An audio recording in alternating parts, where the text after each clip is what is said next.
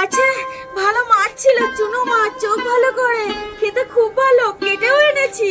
এ কি তুমি সন্ন্যাসী হয়ে গলায় গামছা দিয়ে মাছ বিক্রি করে বেড়াচ্ছ? বাবু আমি সন্ন্যাসী টন্যাসী না, আসলে আমার পরনের কোনো কাপড় নেই তো বলো, সেই জন্য এই গামছাটা গায়ে জড়িয়েই থাকি। বাবু শোনো না, আমার স্বামীটা খুব গ্যাসের ব্যথায় ছটফট করছে আর খুব টাকার প্রয়োজন। এই মাছগুলো তুমি নাও না। দেখো আমি মাছগুলো কেটে কুটে ধুয়ে পরিষ্কার পরিচ্ছন্ন করে তারপরেই এনেছি। আমার বেশি টাকারও প্রয়োজন নেই, 5টা টাকা হলেই একটা গ্যাসের ওষুধ হয়ে যাবে। তুমি তোমার বাবা মাকে বলে এই মাছগুলো নিয়ে নাও না। আন্টি তোমাদের এতটাই অভাব যে ঘরে 5টা টাকাও থাকে না?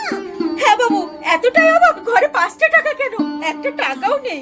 আন্টি আমি চিপস করে যাচ্ছিলাম, এই না আমার 5 টাকাটা নাও, আর আমার মাছও লাগবে না। কি বলছো বাবু, মাছটা তুমি রাখো। না লাগবে না।